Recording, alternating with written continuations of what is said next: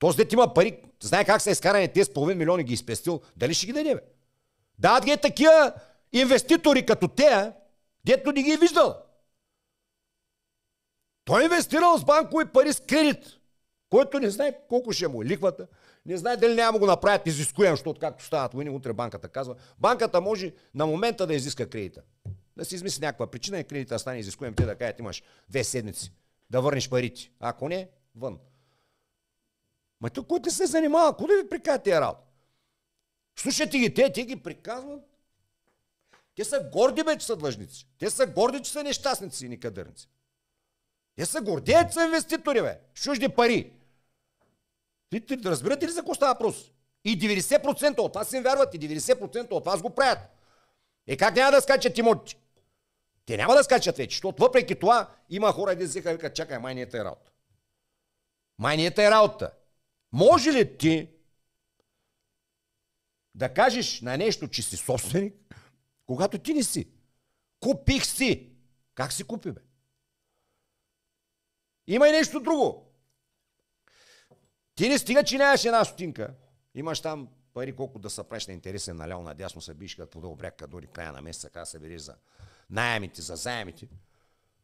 А нямаш и 1 лев, ако стане нещо. Те нямат деца, детес. Но ако стане нещо с теб, с родителите ти, всичко е пари. И ти отиваш в банката и те като налючат, ти взимай за офис, ти взимай за апартамент, ти взимай потребителски и ми не мога ти дадем. Ама аз ще умирам. И ти казват, колко е да дадем повече? Прави една глупа сметка за тези 500 хиляди лева, ефтините апартаменти в София, които ще си купите с кредит. Значи, той 500 хиляди лева ви говоря да ги дам сега аз, бе. Да ги платя днеска 250 хиляди евро. Без да имам кредит. Без да станат 800 хиляди след 30 години. Или 1 милион. Днеска, бе. Ги плащам. И кой ми гарантира, че аз, примерно, ще мога да събера 1 милион, ти на 1 милион, на 1 милион, ако вземаш 2000 лева заплата, да смятат ти, след мисля, че не мога да смятат. Ако вземеш 2000 лева заплата и цялата ти заплата отива за покриване на наема, 10 години, една година е колко? 24 хиляди лева. Вземаш 2000 лева и всички ти ги даш. Не харчиш на стотинка, бе. 24 хиляди лева. На година. 10 години. 240 хиляди лева. 20 години. 400 от 45 години ти трябва да събереш 8 милион, ако не ти дигнат лихвите. То може да стане 1,5 милиона. И ако имотите растат, те няма да растат вечно. В момента не растат, а падат и ще падат още повече. Но сега беше лесно. Глупаците смятат, вика, толкова стана, ама не си го продал, бе. Ти не си го продал. Пробай да го продадеш. Без брокер, да им колко хора ще се обарят. И колко ще дойдат да го гледат, и колко ще изварят пари. Пробайте, бе. Идете с брокери, бе, пуснете. Да видите колко ще дойдат да го гледат. София говоря, бе, не говоря за нашото село. Пробайте се. Ма те ще налазят брокерчета веднага. И виж кой ще ти в патърника, като има и такива кажат. Купих си.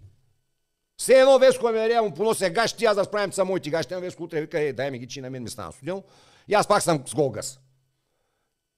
Купил си, когато си дал парите и си станал на момента собственик, което мога да направя аз.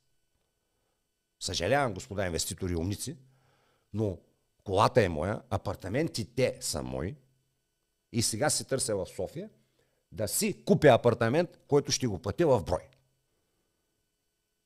И ще стана собственик. Аз ще имам апартамент. Аз имам кола. Вие нямате нищо. Вие имате заеми, длъжници и плащате наем на парите, които сте взели. Нищо ти се казва лихва, но вие нямате толкова съкъл, да го разберете. След като ти не можеш да събереш пари, значи не можеш. Край. Дали си плащаш наем, но от заема не можеш да избягаш. От наема, истинския наем на помещението, можеш да тръгнеш когато искаш. Защото е тези офис сгради, на времето магазините тук, знаете ли какви пари искаха? Бяха подлодели. Но по COVID, както никой, всички те предвидили, бе. Той знаел, направили си сметката. Кой предвиди COVID? Кой предвиди войната в Русия? Кой предвиди в Израел войната в Палестина? Кой? Кой мога да предвиди утре, тук няма да има война? Кой мога да предвиди утре да няма нов ковид? Кой бе? Кой си ти бе? Как ще го предвидиш бе? Мога аз, защото съм си купил. Мойо, край. Ти не си инвеститор, ти си длъжник. Ти си самоубиец. Който ръси мозъци, на който му се връзват и не е такива шарани, което е добре. Супер. Супер. Като на Гошко Шишков и на другите такива. Той не е само той. Кой е само той, сме да го помажеш. Какво да взема и ти обяснява как няма тестостерон, колкото е една жена, ама ти правиш каквото ти казва той. Как едно фитнес инструктор, че кръвното му 200 и пулса му, като седи 140 или 130 и ти правиш каквото ти каже той. Не го правя това видео за такива хора. Правя го за хора, които малко сме вече. Аз съм вече ненормален. Мен такъв, който мисли трезво. Човек с опит. 57-ма карам. Губил съм, падал съм, подиграл съм със себе си. Колко от тези льохманчета нямаш да ви се пофаля, защото аз колата я купих от витрината преди 5 месеца. Последните 1-2 видеа я показах. Колко от тях нямаш да ви се пофалят, нищо, че им на лизинг БМВ-то или таралясника там. Нямаш да кажа, вижте аз колко съм богат, вижте какво направих. Пък аз не казвам. Сега, защото ме досаха го казвам. Да. Апартаментите, на бабата, на баща си продал. Но съм имал достатъчно умни родители и такова, че не са си продали. Късмет. Но имам и някой лев. Никога не съм карал, защо трябва да ми вярвате на мен? Никога не съм карал някой да прави такива глупости. Напротив, който иска да ги направи. Но който не е, защото вика, ние как да си купим? Ами няма да си купиш, бе! Няма да си купиш. Имаш крава, пиеш мляко. Нямаш крава. Гледаш, ходиш, търсиш, бачкаш, действаш, научаваш се. Моят живот съм имал 1000 перипети. Не 1000, хиляди. А ти искаш, вчера си се пръкнал, сопола ти виси млякото ти по устата, да си собственик, да си инвеститор, да си бизнесмен и да штракаш. Не може да стане. Става илюзорно, фантасмагория. Той си вярва, че си купил. Не си купил. Купила си банката. И ти си временно пребиваваш там. В жилище ли, автомобил ли, телефонче ли да държиш. То не е твое. Ти си на шматка, която сега в момента штрака, но утре ще си плати.